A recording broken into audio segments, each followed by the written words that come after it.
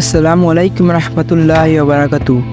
দর্শক মণ্ডলী, আপনি কি জানেন মুসা আলাইহিস সালাম আল্লাহর সাথে তুল পাহাড়ে বসে কথা বলতো? মুসা আলাইহিস সালাম শুধু একবার নয়, বারবার আল্লাহর সাথে তুল পাহাড়ে কথা বলেছে।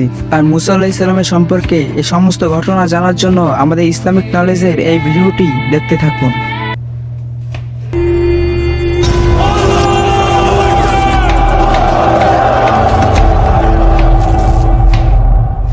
হযরত মুসা আলাইহিস সালামের জন্ম ছিল ইসরায়েল বংশে। তার বংশ দ্বারাই নবী ইব্রাহিম আলাইহিস সালামের সাথে মিলিত হয়। তিনি হযরত ইব্রাহিম আলাইহিস সালামের দরিদ্র ও হযরত ইয়াকুব আলাইহিস সালামের বংশধর। হযরত ইয়াকুব আলাইহিস সালামের পদবী ছিল ইসরাইল উল্লাহ, তাই তার পরবর্তী বংশধর বনি ইসরাইল নামে পরিচিত হয়। হযরত মুসা আলাইহিস সালামের পিতার নাম ছিল ইমরান। তাওরাত নাজিল হওয়ার সময় মুসা তার রবকে বলেছিলেন, হে রব, আমি দেখতে পাচ্ছি যে তাওরাতে লেখা আছে এমন এক সময় এমন এক উম্মাহ আসবে যে যাদের পেটে এক লোকমা খাবার আটকে গেলেও আপনি তাদেরকে ক্ষমা করে দেবেন, কারণ তারা বিসমিল্লাহ বলে খাবার শুরু করত আর খাবার শেষে আলহামদুলিল্লাহ বলতো। তারপর মুসা বলে, হে আমার রব, আপনি আমার উম্মাকে সেই উম্মাহ বানান। তখন মুসার রব মুসাকে বলে, হে মুসা, এটা মুহাম্মাদের উম্মাহ। মুসা তার রবকে বলে, হে আমার রব, তাওরাতে লেখা আছে এমন এক উম্মাহ আসবে যাদের মধ্যে যদি কেউ কোনো গুনাহ করার জন্য প্রস্তুত হয়, তখন যদি সে আবার আপনার ভয় সেই পাপ থেকে ফিরে আসে, তাহলে আপনি সেটাকে একটা ভালো কাজে হিসাবে লিপিবদ্ধ করে রাখেন। হে আমার রব, আপনি আমার উম্মাকে সেই উম্মাহ বানান। আল্লাহ আবারও মুসাকে বলেন, হে মুসা, এটা মুহাম্মাদের উম্মাহ।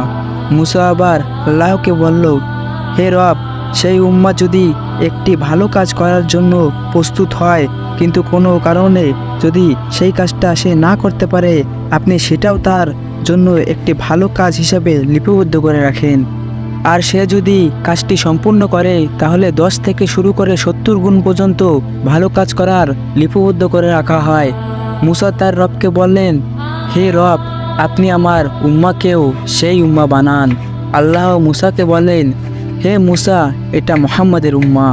মুসা তার রবকে বলল, আপনি আমাকেও মুহাম্মাদের উম্মাহতে অন্তর্ভুক্ত করেন। সুবহানাল্লাহ। প্রিয় দর্শক মণ্ডলী, আপনি নিজেই ভাবেন, মুসা আলাইহিস সালাম একজন নবী হয়েও সে মুহাম্মদ সাল্লাল্লাহু আলাইহি সাল্লামের উম্মত হতে চেয়েছিল আমাদের মতো। তাহলে আপনি ভাবেন এই উম্মার কতই না দাম, কিন্তু আমরা প্রতিনিয়ত পাপের দিকেই চলে যাচ্ছি। যাই হোক, আল্লাহ তাআলা আমাদেরকে হিদায়াত দান করুক।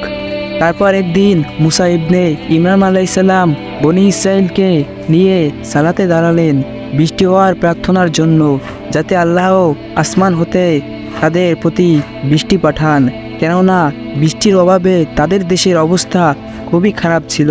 তারপর তারা নামাজ শেষ করলো, কিন্তু আকাশে কোনো বৃষ্টি এলো না। মুসা তার রবকে বলল, হে রব, আমরা আপনার নামাজ পড়েছি, কিন্তু কোনো বৃষ্টি এলো না। তখন আল্লাহ মুসাকে বলল, হে মুসা, তোমাদের মাঝে আমার এক অবাধ্য বান্দা রয়েছে। মুসা বলল, হে বনি ইসরাইল, তোমাদের মধ্যে যে আল্লাহ তাআলার অবাধ্য করেছো তাকে এই অবস্থান থেকে ত্যাগ করে চলে যেতে হবে। কিন্তু কেউ বের হয়ে গেল না। মুসা বনি ইসরাইলকে নিয়ে আবারও নামাজ পড়লেন এবং নামাজের শেষে বৃষ্টিও এলো।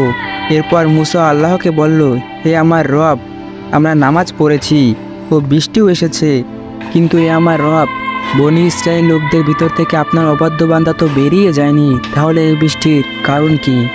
তখন মহান আল্লাহ তাআলা মুসাকে বলল, হে মুসা, গুনাহগার বান্দা তো আমার কাছে একান্ত তওবা করেছে ও আমি তওবা কবুলও করেছি।